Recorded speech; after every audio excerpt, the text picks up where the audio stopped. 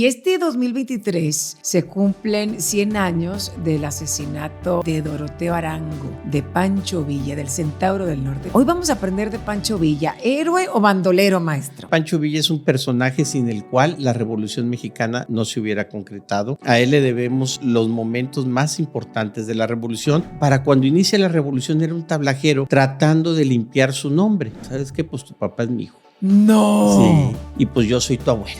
Va y lo combate y en 2-3 semanas acaba con las fuerzas de Pascual Orozco. Ese es el Pancho Villa, que era militar natural. Y hay gente que dice, es que era un sanguinario, mataba. Dime cuál de los que estuvo ahí no lo fue. ¿Dónde viene entonces pues, la traición? Tuvieron una hija que murió envenenada. Casa Doctor Food. Pacali, la casa de las hierbas. Presenta.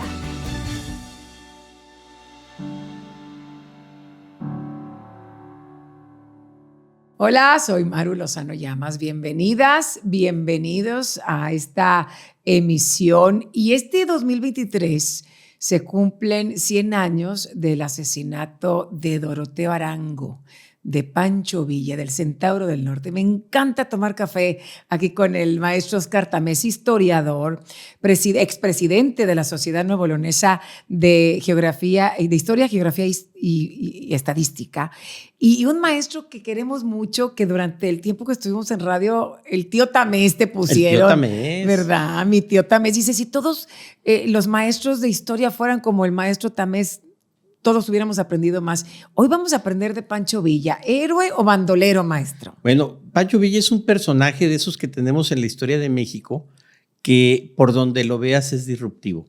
Yo recuerdo que he comentado en las pláticas, en las conferencias, a ver, ¿quiénes odian o no quieren o piensan mal de Pancho Villa? Y la mitad levanta la mano. ¿Y quiénes lo consideran un superhéroe? Y la otra mitad levanta la mano. Podrías bien dividir el salón en dos. Creo que Pancho Villa es un personaje sin el cual la Revolución Mexicana no se hubiera concretado. A él le debemos los momentos más importantes de la Revolución. Entonces, en ese contexto hay que verlo. Creo que sí fue un héroe.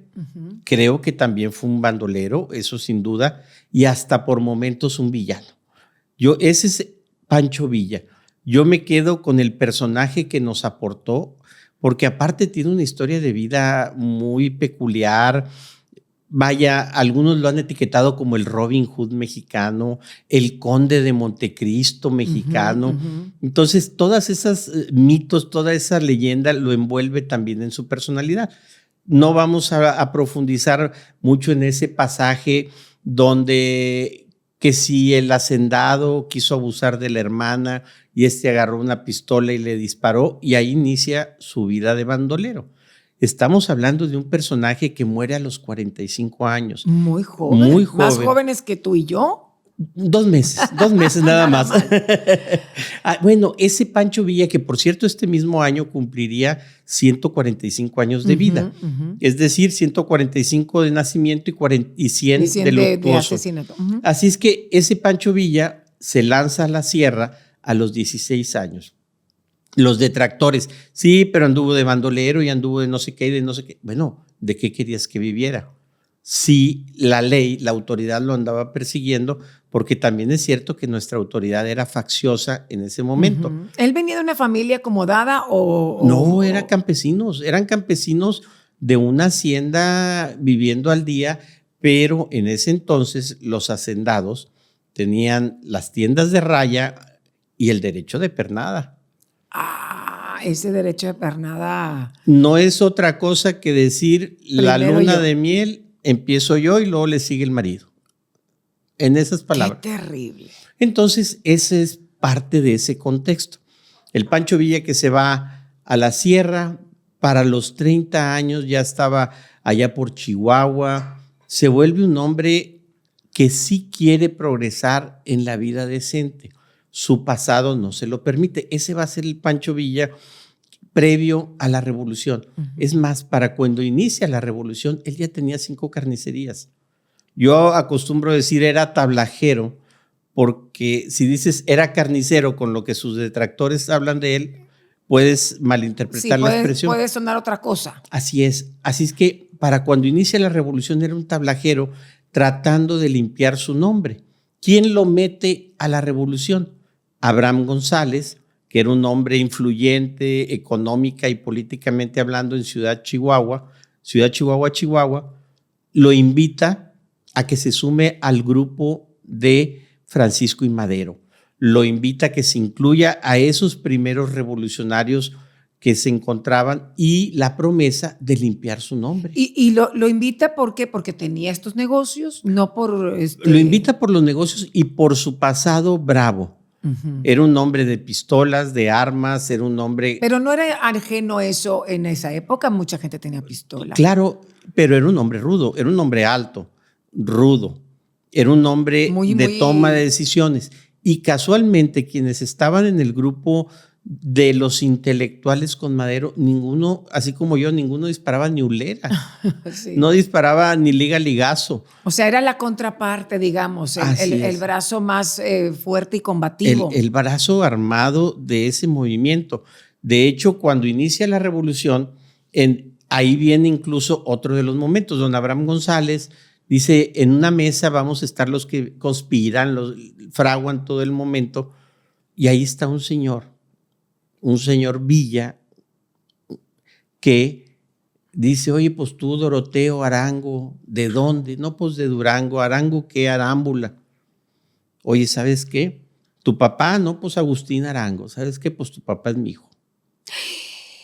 No. Sí. ¿Y cómo le hacen tan? Sí, yo me quedé, ¿cómo? Oh, tu papá es mi hijo fuera del matrimonio. Yo se lo entregué a unos amigos porque no lo podía tener en mi casa. Y pues yo soy tu abuelo. En esas mesas de conspiración. Ahí se entera y el señor de apellido Villa, por eso es que Doroteo Arango cambia su nombre a Francisco Villa. Hay versiones que dicen, no, pues lo cambió porque andando de bandolero lo persiguen. No, es en ese momento dicho por él mismo en sus memorias que acepta el Villa como el apellido original de su abuelo. Y a partir de ahí, Francisco por Francisco y Madero. Se casa, que eso es poco de lo que se conoce de él, se casa con la idea democrática de Francisco y Madero y se va a casar hasta su muerte. Pero no que tuvo no sé cuántas mujeres. Francisco Villa. Sí. Bueno, pero también se casó con ellas. Se podía casar con muchas cosas. Sí, claro. Nada más con la revolución. La democracia era ideología. Ajá, claro. Entonces se casa con el proyecto democrático de Francisco y Madero y ahí es donde nace Francisco Villa. Finalmente, Madero, todos sabemos que convoca a la Revolución Mexicana para el 20 de noviembre de 1910, que ese es otro momento, tiene un porqué esa fecha, porque el día último, 10 días después, se terminaba el gobierno de Porfirio Díaz y así no alteraba todos los intercambios comerciales con el resto del mundo. Así es. Entonces, no se rebelaron al gobierno que terminaba de Díaz, sino al que iba a empezar con Porfirio Díaz. ¿Y cómo se conocen Pancho Villa y Francisco y Madero? Se van a conocer hasta cuando Francisco y Madero regresa de San Antonio al arranque de la revolución. De hecho, va a castigar a Pancho Villa y a Pascual Orozco porque adelantan la revolución 1 o 2 días en un ataque allí en Ciudad Juárez. Francisco y Madero era de mucha ideología, pero a la hora de la toma de decisiones creo que su gran defecto es que era un hombre tibio. Como mesurado. Muy mesurado y sin ese carácter que los otros tenían demasiado explosivo. De hecho, los líderes del movimiento insurgente eran ideólogos anarquistas. Uh-huh. Entonces dicen, bueno, pues yo soy el líder, yo soy el jefe, yo soy el bla, bla, pero ¿quién va a disparar? No, pues no tenemos. Entonces se traen a Pascual Orozco como teniente, como el jefe armado, y a Pancho Villa como su segundo. Uh-huh. Ese es el arranque. Fíjate, todo lo que hay entre telones en el arranque de la revolución. Finalmente se da el movimiento. Te digo que los sanciona Francisco y Madero, pero termina aceptando que lo que hicieron fue lo correcto. Sigue el proceso de revolución y para el 25 de mayo de 1911, 8 meses después, de iniciado el movimiento, Porfirio Díaz abdica. ¿Quiénes fueron los dos grandes militares? Solo Pascual Orozco y Pancho Villa. No hay otro militar fuerte. Luego dicen, acá en el sur, Emiliano Zapata. No, no es cierto. Ya hablaremos algún día de Emiliano Zapata y no se metió a la Revolución de Madero. Él llega tarde al movimiento de Madero. Así con otros intereses, digamos, lo de la tierra. Él buscando lo de la tierra, pero él solo hizo un combate el 19 de mayo de 1911. Entonces, acabamos de decir que se acabó el 25. Y de hecho el combate es porque ahí en el grupo le decían, oye, esto ya se va a acabar y nos van a dejar fuera del pastel. Bueno, pues vamos a tomar Cuautla. Claro. Y tomaron Cuautla. El sitio de Cuautla. Es todo lo que hicieron en la Revolución Mexicana siendo líder Emiliano Zapata. Pero ya hablaremos de él. Regresamos a Pancho Villa, termina la Revolución de Madero y ahí es donde empiezan las grandes, yo le he llamado los grandes errores que son las traiciones de Madero a su equipo. Tú cuando haces la revolución tienes que llegar a gobernar con tu equipo. Es muy parecido a las campañas electorales. Actuales, sí, con quien te ayuda a llegar a la meta. Tú llegas con un equipo y luego quieres gobernar con el equipo al que le ganaste. Eso es terrible. Eso hizo Madero. Eso fue lo que hizo Francisco y Madero. Finalmente llega al gobierno y dice, no, el plan de San Luis es que él, al ganarle a Porfirio Díaz, asumía la presidencia. No, yo soy muy demócrata, voy a llegar por una elección, que se quede Francisco León de la Barra como interino, yo me voy de candidato, gano la elección y soy un presidente legítimo. Pues no, eso no se hace. Cuando ya ganas la revolución por las armas, tienes que asumir el control y el poder con fuerza. Y su equipo se sintió defraudado. Y su equipo se sintió defraudado, máxime que Francisco León de la Barra era un porfirista recalcitrante y le empieza a generar muchos problemas. Uno de los problemas es con Emiliano Zapata, que van y lo combate, entre otros lo combatieron Victoriano Huerta, le hicieron una masacre por allá, fue Felipe Ángeles a calmar las cosas, finalmente llega a noviembre y se sienta en la presidencia Francisco y Madero. Estamos hablando del 6 de noviembre de 1911. A partir de ahí, en lugar de acercar a Pascual Orozco y en lugar de acercar a Villa, Pancho Villa, los aleja. Pancho Villa no tuvo problema, dijo, ¿sabes qué? Gracias, me regreso a mis carnicerías, yo lo que quiero es que a partir de aquí mi nombre quede limpio. Era el único que él buscaba. Él era, yo no le puedo llamar empresario, pero un comerciante muy próspero. Era un comerciante próspero, un comerciante en crecimiento y que lo que quería era seguir en su negocio. Eso era lo que buscaba. Pascual Orozco sí estaba buscando incorporarse al equipo político de Madero y a los dos les dijo, si ahí te debo, ahí nos vemos. Obviamente Pascual Orozco se va resentido y en Chihuahua los enemigos de Madero lo financian. Los Terrazas, los Krill y otros más van y financian el movimiento de Pascual Orozco para que se levanten armas en contra de Madero. ¿Qué es lo que sucede? Vuelven los errores. En lugar de nombrar a Felipe Ángeles, que era un hombre cercano a él, nombra a Victoriano Huerta como jefe de la División del Norte. Esta expresión la seguiremos escuchando en la vida de Villa, la División del Norte. El primer jefe de la División del Norte es Victoriano Huerta, y lo mandan a combatir a Pascual Orozco. Pues Pascual conocía las montañas de Chihuahua y la tierra, no pudo con él. Y Victoriano Huerta no conocía nada nada de por allá, no pudo con Pascual Orozco. ¿Qué es lo que hace Madero? Telegrama, oye Pancho, ayúdame, necesito que te incorpores a las filas del ejército de Huerta porque no estamos pudiendo con Pascual Orozco. Pero Pascual Orozco era amigo era su compañero de Pancho Villa. Sí, lo regresan a la vida militar cuando él ya estaba de civil. Va y lo combate y en 2-3 semanas acaba con las fuerzas de Pascual Orozco. Ese es el Pancho Villa que era militar natural, estratega. ¿Pero no le debía lealtad a Pascual Orozco? Le debía la lealtad a Madero, que toda la vida se la tuvo. Hasta ese momento, ¿quién es el que se está viendo desleal? Pascual Orozco. Porque fue financiado por los otros. Así es, un movimiento en contra, digamos, del que él mismo apoyó. Claro, o sea, Pancho Villa quedó entre los dos y le dio por el lado de Francisco Madero. Le dio por el lado de ese proyecto porque siempre, que esa es de las cosas que poco se conocen de Villa, siempre habló el lenguaje de demócrata. Todo el mundo sabemos del Villa iletrado y el que no sabía escribir. Te digo, ese conde de Montecristo que en prisión aprendió a escribir y todo el rollo. No es cierto. Sabía escribir, no era un hombre de letras, pero sí sabía escribir. Y al final de cuentas se integra al movimiento. Ya hablaremos ahorita de ese pasaje del conde de Montecristo.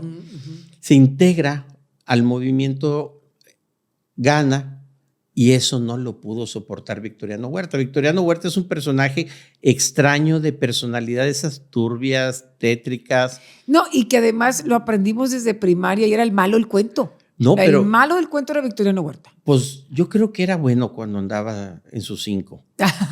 De veras, tomaba mucho. Le decían la corcholata.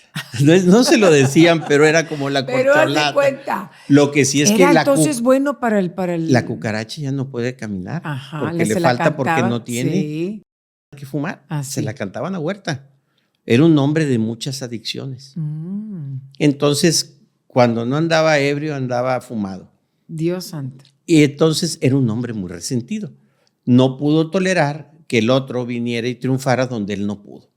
Y le busca pleito, la clásica, ¿no? Le buscas ahí un chisme. Oye, este día no se rasuró y por eso me cae gordo. Y el otro día me cerró un ojo y intenta fusilarlo. La excusa es que uno de los generales de Villa, Tomás Urbina, si recuerdo el nombre, agarra un caballo que había agarrado de los de la pelotera y le dice: Huerta, se lo está robando, lo voy a fusilar aquí. Y va y Villa y lo encañona a los de Huerta. Dice: no, mi compadre, ustedes no lo fusilan. El caballo era de él.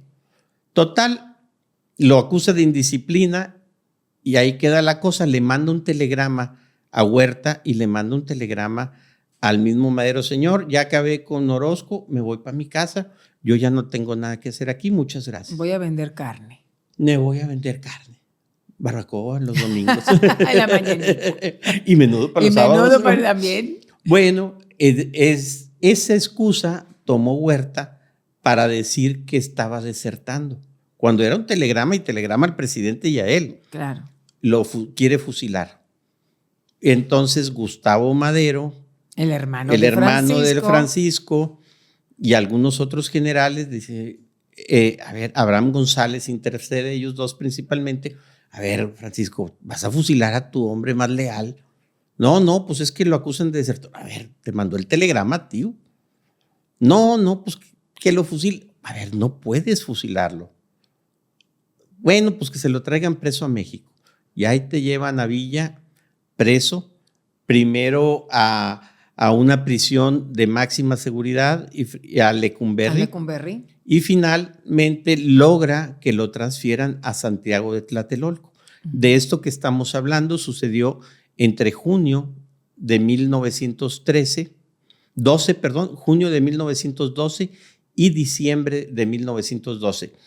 O sea, en 6 meses. En 6 meses y a semanas de haberle hecho el favor a Madero de acabar con el insurrecto. Esas para mí son de las traiciones terribles. Él para entonces ya tenía fama de que lo que agarraba de lana lo repartía. Ahí viene la historia del Robin Hood mexicano. El nombre de Pacali proviene del náhuatl y significa la casa de las hierbas. ¿Sabes lo que las plantas pueden hacer por ti? En Pacali puedes encontrar más de 300 productos herbales desarrollados a partir del estudio de las propiedades de las plantas medicinales. Ven y descubre la gran variedad de tés, extractos, ungüentos, aceites, suplementos, jabones y más que Pacali tiene para ti. Para ubicar tu tienda Pacali más cercana, hacer preguntas o comprar por nuestra tienda virtual, envía un WhatsApp al 8112 34 44 54. Conoce más de lo que las plantas pueden hacer por ti en nuestro canal de YouTube, Facebook e Instagram o en pacali.com. Cuida tu bienestar naturalmente con Pacali, la casa de las hierbas. Herbolaria científica desde 1986. Ahí viene la historia del Robin Hood Así mexicano. es. Hay que hacer ese paréntesis porque lo mencionamos y como que queda en el aire. Para entonces ya era el Robin Hood, desde que andaba de bandolero, de lo que le tocaba de reparto en el botín, iba a su familia y a familias pobres y les dejaba dinero. Entonces, por Lo él, querían mucho. la gente lo Claro. quería y se ganó el mote de ese Robin Hood mexicano, Ujú. de ese que roba a los ricos para darle a los pobres. Y lo siguió haciendo durante la Revolución. De hecho, en los diferentes pasajes de la Revolución, fíjate cómo estamos hablando primero de un pasaje chiquito. En la Revolución, él se hace famoso porque incluso adopta a niños huérfanos de la Revolución, se los lleva a su hacienda, les da escuela y demás. Y hay familias a las que va a mantener a lo largo de su vida revolucionaria porque quedaron sin un sustento. Entonces, esa fama de Robin Hood la tiene muy bien ganada. Todo eso en Chihuahua. Todo eso en Chihuahua, incluso los niños son de la capital. Okay. Los niños fueron huérfanos de la capital y se los llevó a su hacienda en Canutillo para que allá los adoptaran. Creo que son 50 niños, si recuerdo el número bien, que les da escuela, educación, casa y demás. Algunos de ellos incluso terminan estudiando en el extranjero. O sea, verdaderamente hizo un trabajo de apoyo, ejemplar, ¿verdad?, para esos niños. Bien, regresemos después de este Robin Hoodesco paréntesis, regresemos al Pancho Villa en prisión. En Santiago, en Lecumberri, va a conocer a Gildardo Magaña. ¿Quién es Gildardo Magaña? Uno de los ideólogos más importantes del zapatismo, un hombre de letras. Y ahí se dice, ahí es donde entra el conde de Montecristo, porque se dice que Gildardo Magaña le enseñó a leer y a escribir, le inculcó el pensamiento revolucionario, la ideología y bla, bla, bla, y de ahí Villa sale transformado. No, no es cierto. Sí, con Gildardo Magaña intercambia y profundiza en el pensamiento democrático, pero Magaña era más desde la perspectiva socialista igualitaria. Entonces, ese es el pensamiento que en él se introyecta, pero él seguía siendo un demócrata más desde la perspectiva de la propiedad privada, desde las libertades, que ese es otro punto muy interesante en Villa. Él ahí empieza a pedirle a Madero, oiga, pues ¿cómo si yo te hice toda la chamba y ahora me tienes en la cárcel? Oye, presidente, sácame del bote. Claro, estoy entambado después de todo lo que hice por ti. Oye, ahora resulta que hacerte el favor me metes al bote, pues devuélveme a mi casa. ¿Sabes qué? Mándame exiliado a España, pero sácame de aquí. Nada. Finalmente, ni Gustavo Madero, ni Abraham González, ni todos los que intercedieron, nadie. Finalmente le dice, bueno, ¿sabes qué? Transfiéreme a Santiago Tlatelolco, una prisión menos ruda. Y eso es lo único que le concedió. Estamos hablando que eso se da aproximadamente, si recuerdo bien, por noviembre de 1912. En Santiago Tlatelolco, para esto, en Lecumberri, uno que fue gobernador del estado de Morelos, Pablo Escobedo, si recuerdo el apellido correcto, le dice, yo te doy una lana y te saco de aquí y te financio para que te desquites de lo que te hizo Madero. Para que te desquites con Madero. Con Madero, claro. Pues ¿quién no va a estar resentido en esas condiciones? Claro. Pues, no, gracias. Lo mandan a Santiago Tlatelolco y ahí va a conocer a Bernardo Reyes, el gobernador de Nuevo León, que ya estaba en la cárcel, a Félix Díaz, sobrino del general Porfirio Díaz, y a los conspiradores, Manuel de Mondragón, Aureliano Blanquet, los conspiradores que luego terminarán matando a Francisco y Madero. Así es. Entonces van y le dicen, oye, cuate, pues mira dónde te tienen, tú que le hiciste toda la chamba, mira dónde te tiene ese chaparrito. No, hombre, vente con nosotros. Vente y nosotros te financiamos, te sacamos y todo, y te vas para que te desquites. Y jala con ellos. Y dice, no, ¿saben qué? Espérame. Le escribe a Madero, oye, presidente, hay un complot contra ti. O sea, todavía esa lealtad. Vaya, yo creo que el 90% hubieran dicho sí, jalo con ustedes. Claro, con todo lo que estoy viviendo ahora. Así es. Y con toda esa lealtad, dice, ¿sabes qué? no, gracias. Pero sí finalmente lo ayuda. Quien lo va a ayudar a escapar era Santiago, era secretario de juzgado, ahí en la prisión, ahijado de Bernardo Reyes. Y vuelven los escapes al estilo Conde de Montecristo. Lo viste de licenciado, es decir, le pone un traje, lentes, un sombrerito. Lo disfraza Y lo sale saca por la puerta principal.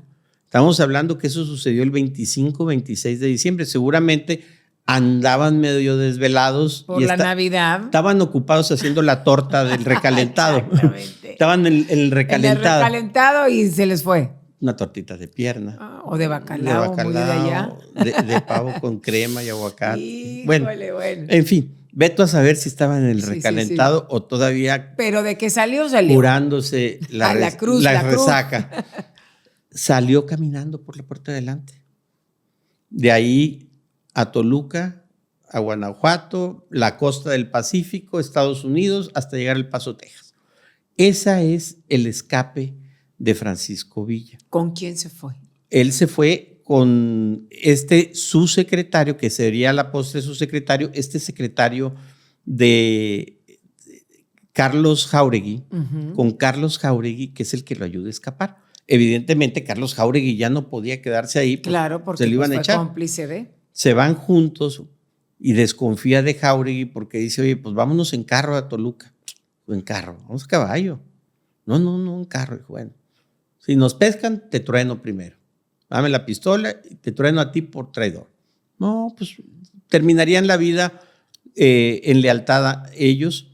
Te digo, de allá a Guanajuato. En Guanajuato agarran caballos, pélate hacia el área, hacia la zona del Pacífico, luego por barco hasta llegar a California, a alguno de los sectores de Estados Unidos. Y de ahí al Paso. Y de ahí al Paso, Texas. En el Paso, Texas, le va a escribir lo que yo le llamo el testamento político de Madero. Le escribe una carta los últimos días de enero. Señor presidente, de todo lo que me has hecho de lealtad, traición, bla, bla, bla, lo disculpo. Hay un complot en contra tuya y si no operas de ya te van a matar. Permíteme regresar a protegerte y ayudar. Todavía eso. Y Madero se la manda con Abraham González, los mariachis callan y para el 22 de febrero es muerto en la famosa decena trágica, que yo digo que no es decena, es docena, porque empieza el 9 de febrero con el asalto a la Ciudadela, donde muere Bernardo Reyes, el tapatío nuevoleonés ilustre, muere en ese asalto que yo siempre he creído que fue un suicidio. Y finalmente es la marcha de la lealtad de los cadetes que apoyan a Madero contra la insurgencia de todos los militares encabezados por Huerta, Félix Díaz, Bernardo Reyes, que eran los grandes militares de la época. Recordemos que Bernardo Reyes había sido ministro de guerra con Porfirio Díaz y había sido aspirante a la presidencia. Ya hablaremos de don Bernardo. Que es otro capítulo completito. Sí. Finalmente muere Francisco I. Madero el 22 de febrero de 1913 y para el 8 de marzo por ahí, Pancho Villa está cruzando del Paso, Texas, hacia México con 8 o 9 pelados, igual de caballos, 8 o 9 pelados a caballo. Ese es su ejército con que cruza. Y cruza, según la versión oficial, a cobrar venganza por lo que le hizo Victoriano Huerta a su amigo Francisco I. Madero. Seguramente de paso cobrar las que le debía. Digo, de paso, claro. Esto es por mi amigo y esto es por mí. Por mí y por salvación por todos. Exacto. No, esto es por mí, salvación por todos. Bueno, así inicia lo que sería la segunda etapa de la Revolución Mexicana, porque la revolución tiene 3 grandes etapas.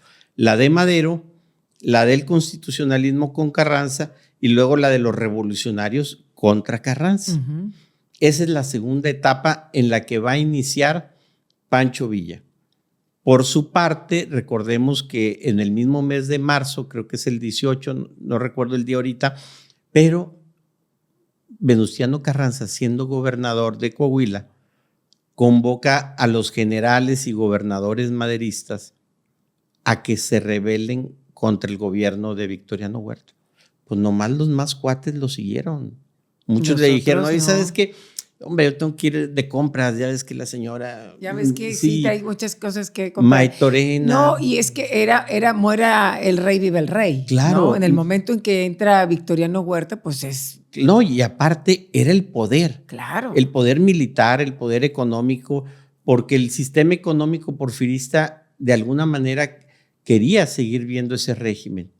Así es que, por ejemplo, Maitorena, que es el gobernador de Sonora, que es maderista, y dice, ¿sabes qué? Pues aguántame tantito, cuate. O sea, ahorita estoy ocupado. Déjame lo pienso un rato. Y estamos aquí haciendo unas coyotas. Estamos chupando tranquilos. Sí, unas coyotitas de allá. Exacto, chupando café, dije yo. Sí, no, pero el las panecito coyotas, con cafecito. Cafecito y adentro. Y leche quemada, cajeta y nuez, piloncillo. Piloncillo. No, hombre, qué bárbaro. Sí, bueno. En fin. Una comedera, maestro. Así va la historia, yo qué bueno. Ya me imagino viéndolo comer las coyotas, ¿verdad? Y entonces Maitorena dice, ¿sabes qué? Ahorita no puedo. Está bien, no pasa nada. Finalmente Carranza se levanta el famoso Tratado de Guadalupe, porque fue en la Hacienda Guadalupe, propiedad de Venustiano Carranza. Ahí se da el tratado. Se levanta en armas contra el ejército de Huerta. Villa, que había entrado por Chihuahua, en 3 semanas ya tenía como 400 hombres. Wow. Ese es el poder. Lo comento así porque creo que es oportuno el paréntesis para hacer notar el liderazgo de Pancho Villa y el por qué quienes detentaban el poder le tenían miedo. Primero, en este paréntesis, para hacer un recuento, Francisco I. Madero pagó por sus traiciones. Haber traicionado a Villa y haber traicionado a los que hicieron la revolución con él le costó la vida. Haberse acercado a la gente de poder, del poder porfirista, hace que a él le cueste la vida porque ellos no tenían ninguna lealtad para con Madero. Sin embargo, es evidente que para Madero, yo creo que lo que le pasó a Villa es que los fifís de esa época, pues como que este es chairillo, ¿no? Sí. No es de nuestra clase.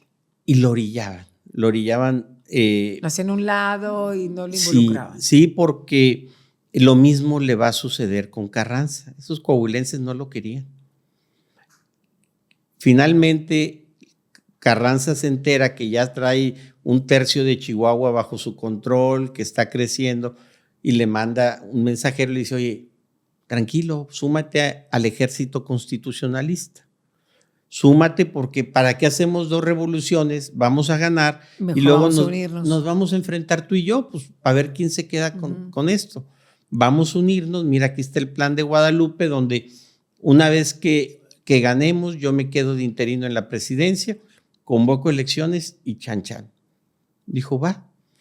Dice, bueno, te voy a mandar a Álvaro Obregón y tú te quedas subordinado a Álvaro Obregón. Entonces, a ver, nomás una cosa. Yo de subordinado de otro ya no. Yo soy aquí mis propias fuerzas. Bueno, en ese proceso es cuando lo irán a nombrar jefe de la División del Norte. Ya prácticamente 3 grandes divisiones,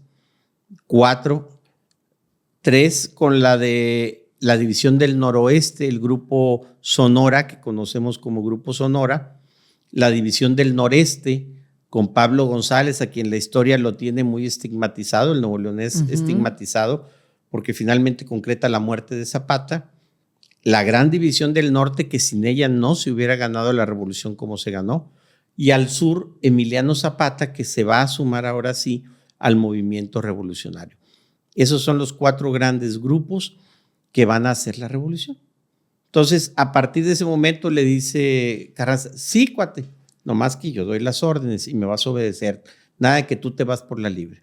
Está bueno, señor jefe del ejército.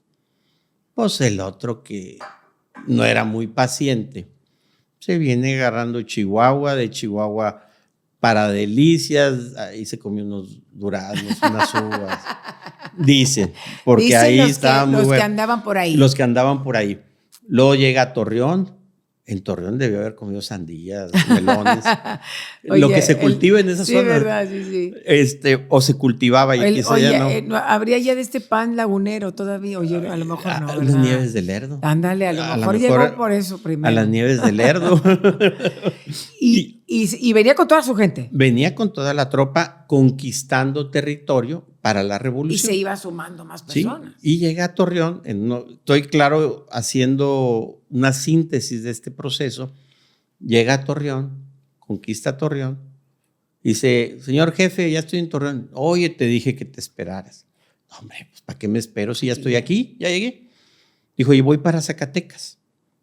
Recordemos que la ruta del centro del país es esa. De ahí rumbo a Fresnillo y llegas a Zacatecas. Dijo, no, espérate. ¿Cómo que vas para Zacatecas? No. Yo tengo que llegar contigo.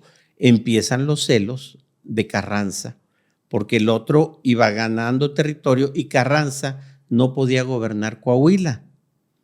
Carranza siendo gobernador, jefe del ejército, viviendo en Saltillo, y tenía encima a los huertistas que le estaban ganando territorio. Uh-huh. Entonces le dice, ¿sabes qué? No te vayas a Zacatecas, vente a liberar Saltillo. Oye, pero voy para Zacatecas. No. Te vienes para acá. Y dice, pues usted se dice, de las cosas que yo creo que avivaron el rencor de Carranza contra él, pues se dice jefe del ejército constitucionalista y no puede defender su casa, su municipio y el estado que gobierna. Tómala, papá. Oh, pues bueno, son paz. Claro. Oye, que te digan eso, tú eres el papas Cala. Fritas y no puedes abrir la bolsita. Sí, exacto, eso cala. Cala. Ni la bolsita puedes abrir. Así es, pues ahí se va para allá y rescatas a Coahuila.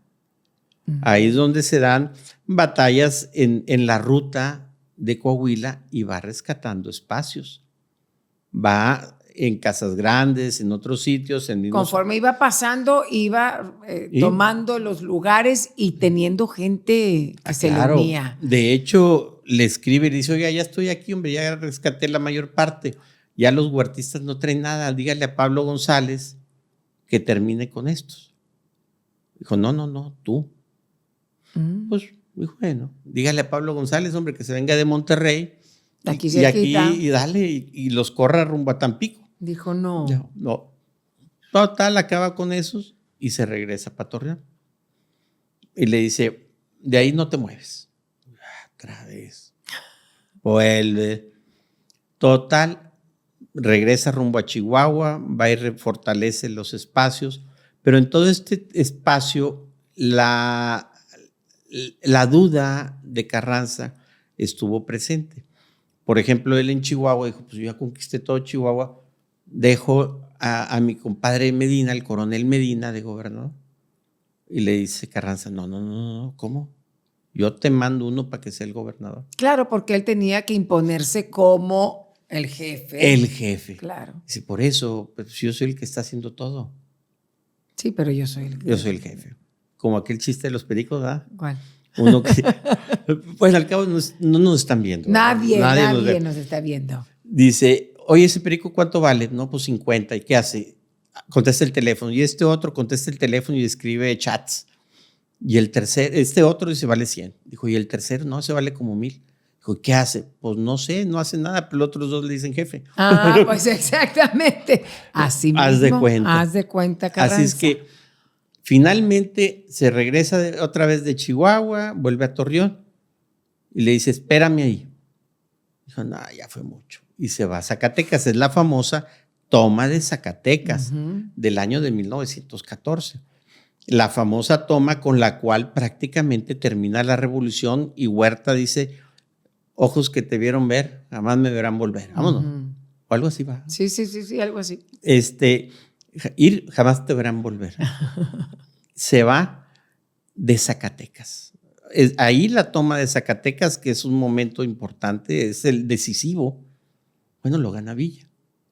Va y le dice, ¿sabes qué? En Zacatecas está fulano de tal. Manda a tus tropas para que lo ayuden.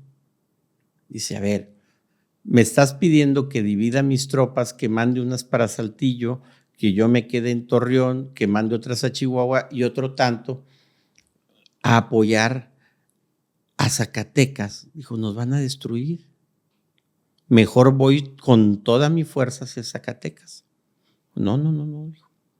Tú te quedas y manda una tropa. Pues no, dijo, nos van a matar la tropa. Así es que él se va a Zacatecas y es esa famosa toma donde sube el Cerro de la Bufa. Uh-huh. Todo el mundo marca que pues, entraría por lo planito. Sube el Cerro de la Bufa y toma Zacatecas. Ahí es la famosa toma que fue muy ruda, muy difícil, pero que marca el final de la revolución contra Victoriano Huerta. Es esa segunda etapa. Luego vendrá ya la tercera, cuando dice, bueno, pues, señor jefe del ejército, ahora cumpla. Sea presidente interino y convoque elecciones de un civil. No, dijo. Pues, ¿cómo? Dijo. Pues si yo. Ya llegué, no, claro, ahora me quedo. Tanto que batallé. Pues sí, ahora me quedo.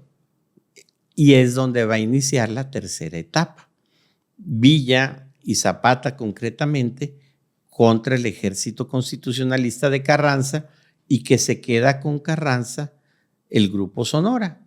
Uh-huh. Álvaro Obregón, Elías Calles, el mismo Lázaro Cárdenas, todo ese Grupo Sonora se queda con Venustiano Carranza.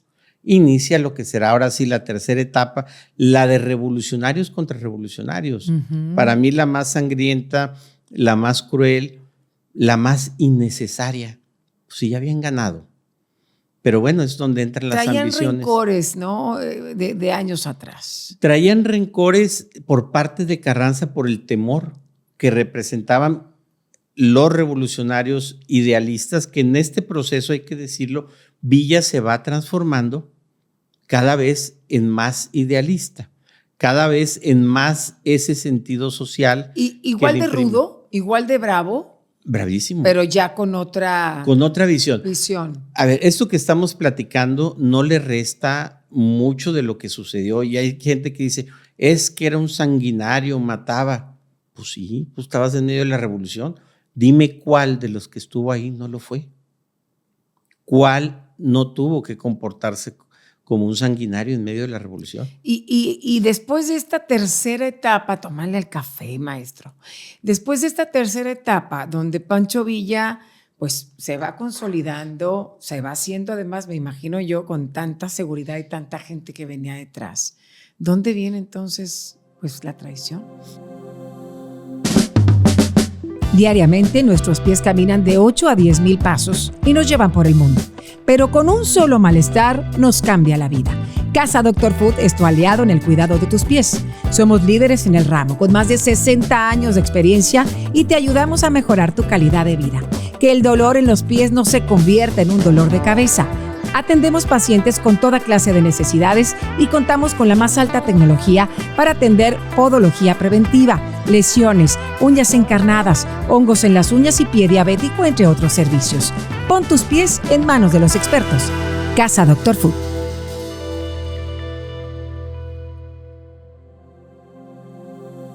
Después de esta tercera etapa, donde Pancho Villa pues se va consolidando, se va haciendo, además, me imagino yo, con tanta seguridad y tanta gente que venía detrás. ¿Dónde viene entonces pues la traición? Bueno, el problema Pancho Villa, por ejemplo, él no dormía. Se dice que él se acostaba en un lado, decía que estaba en otro y amanecía en otro. Por ejemplo, me toca platicar con Francisco Villa, su nieto. Uh-huh. Dije, no tengo tanta edad para haber hablado con Pancho, con el nieto, y él cuenta parte de la anécdota. Luz Corral, la primera esposa, la esposa, como uh-huh. dicen muchos, tuvieron un hijo, una hija, que murió envenenada. La anécdota contada por la familia Villa uh-huh. es que Villa hacía que los cocineros prepararan y probaran la comida antes de comer. Esa es la psicosis en la que se vive en medio de un movimiento de esos. Uh-huh. Entonces agarró la sopa, la probó y sabe fea, no me gusta. No te la comas. Ay, Pancho, tú y tus cosas, le dice Luis Corral. A ver, no te la comas, está rara. No, hombre, y se la da a la niña. Se muere envenenada la niña. Ah, caray. Claro que dicen que en ese momento mató a todos los cocineros y a medio mundo. Dices, un sanguinario, ¿qué habría hecho un ciudadano normal ante una condición de esas? Vaya. Exactamente. Entonces, hay que ponerse en tiempo y contexto, claro, claro, que estaba sucediendo eso y la cultura que se vivía en ese momento. Si alguien dice, no, pobre de mi abuelita, era la cocinera y la mató a tiros. Bueno. Pues sí, pues, alguno de ellos, quizá esa no fue la cocinera, pero uno de ellos fue el que le echó el veneno donde matan a su hija. Así es que ese fue su primera hija. Su primera hija. ¿Y luego tuvo? Tuvo como 20 y tantos, si recuerdo bien. Caray. No, sí era prolífero. A ver, muere de 45. Sí. Todo Oye, el día a caballo ejercitado. No bebía, que ese es otro de los puntos. Imagínate. No era un hombre bebedor. No. Mujeriego, sí. Sí. Pues alguna cualidad, algún defecto. ¿Cuál cualidad? Tener. Oye, por eso dice, bueno, Pancho Villa y sus dos viejas a la orilla. En la orilla. Y eran varias. Y al final de cuentas, con todas se casaba. Se casaba y las dejaba. No. O sea, todas las mantenía. De hecho. Se casó, o sea. Luz Corral, por ejemplo, hay una anécdota. Cuando matan a Pancho Villa en Hidalgo del Parral, pues obviamente todas ellas quedan desprotegidas. Manda llamar a las otras esposas con sus hijos y las arropa. Luz Corral, la primera, digamos. La primera esposa. A todas las viudas, empezando por ella. Y las arropa para protegerlas de que no las fueran a matar y a matar la descendencia de Villa. Bueno, finalmente, ¿cómo muere Pancho Villa? Bueno, Pancho Villa va a morir en una emboscada en Parral. Le habían dado, para 1916 va descendiendo la fuerza bélica de Villa, pero seguía siendo un hombre peligroso. Sin embargo, comete el error de meterse a la política, que ese es otro punto. A medida que fue avanzando, se involucró cada vez más en la política y en 1922 a un periodista del Universal, a Yergo Hernández, le hace una declaración política. Yergo Hernández, reportero, te digo, del Universal, pide ir a entrevistarlo. Dice, no. Hay que hacer el vacío, ya no lo entrevisten. Y Álvaro Obregón, que tenía muchas dudas sobre Villa porque era el personaje, te insisto, de la nada te hacía un ejército. Entonces dice, sí, mándenlo, pero pregúntenle por sus aspiraciones políticas. Quiero saber para dónde va. Si va a decir que hubo fraude en la elección o no va a decir que hubo fraude en la elección. Total, lo entrevista. Estuvo una semana en el rancho con él y uno de los tantos días le dice, oiga, ¿y usted que dicen que la presidencia? Dijo, no, hombre, yo la presidencia no. Se necesita un hombre capaz, un hombre de letras, un hombre que entienda al pueblo. Por eso, pero usted, no, yo soy un hombre popular y soy de pueblo. Necesitamos a alguien que le entienda. Bueno, ¿quién es su gallo? Dice, mi gallo es Raúl Madero, el hermano vivo, el que quedaba vivo. Chico. El más chico, el hermano que quedaba vivo, porque a Gustavo lo matan también en la decena trágica. Dijo. Y además horrible. No, terrible, peor que a Francisco y Madero. Sí. Dijo, mi gallo es Raúl Madero. Si él se lanza, yo voy con él. Pero si no se lanzara él, mi gallo sería Fito, Adolfo de la Huerta, el que había sido presidente interino cuando mataron a Venustiano Carranza. Pues cállate, Álvaro Obregón se puso de pestaña. ¿Y yo dónde leo? Dijo, a ver, yo estoy de presidente, pero pues yo voy a poner dedazo. En aquel entonces se daba, ya ahorita ya no se da. En aquel entonces se daba el dedazo. Tiempos sí, que ya no se viven en nuestro país. No me acuerdo si fue por encuestas, no me acuerdo cómo fue, pero él quería que fuera Plutarco Elías Calles, que era su secretario general de gobierno, su brother, su cuatacho, al que él había inventado. No, y el que él iba a cuidar también. Claro. Todo, ¿verdad? El que iba a cuidar el 5º año de gobierno. Actualmente se dice que el peor año de gobierno de un presidente, de un gobernador, es el 7º año. Pues sí, ya, exactamente, ¿Sí? ya. Entonces iba a cuidarle el quinto año de gobierno. Total, él declara esto pues allá se pusieron de puntas. ¿Qué hacemos donde se mueva y bla, bla, bla? Eso popularidad. Un hombre tan poderoso, ¿no? Con tanta gente. Y luego dice, bueno, yo lo estoy pensando. A lo mejor me lanzo de candidato a gobernador por Durango. Que al cabo, para el que está ahí, si pues le gano en las elecciones, tengo más popularidad que él. Pues no olvídate. Alboroto el avispero. Finalmente, fraguan la conspiración. ¿Quién mató a Villa? Pues cállese la boca. Cállese la boca. De hecho, ¿quién mató a Carranza? Cállese la boca. A Villa, cállese la boca. Sí. ¿Quién mató a Obregón? Cállese la boca. Desde entonces se dice. Sí, esa expresión. Ajá. Finalmente se hace una conspiración, participan los Terraza, participa el gobernador de Durango, que se vio afectado por las declaraciones de Villa, los ricos terratenientes de Chihuahua, los Terraza, los Krill y otros más, fraguan la conspiración y termina asesinado en una emboscada. En Parral. En Parral. Eso sucede en 1923, justo hace 100 años. Y yo creo que es uno de los personajes mexicanos que más se conoce de la revolución fuera de nuestro país, que más películas se han hecho, series, libros, etcétera, y que con esto que nos has platicado, maestro, podemos hacerlos, porque todo esto se supone que ya lo sabemos o lo deberíamos de saber de la escuela, pero platicado por ti suena mucho mejor y mucho más interesante. No, hombre, muchas gracias. Ya cada quien podrá decir si es héroe o bandolero. Claro.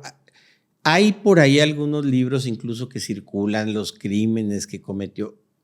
Finalmente, mucho de lo que le atribuyen no es cierto, otros son de habladas, en fin. Un hombre hermana de la caridad no fue. No fue. Totalmente no fue. Pero ¿quién no fue en esa época que estuvo en el movimiento? Así es, como ninguno que estuvo en la revolución portando un arma. Ninguno. Claro, porque eran otros tiempos, digo, ahorita obviamente sería intolerable, pero eran otros tiempos.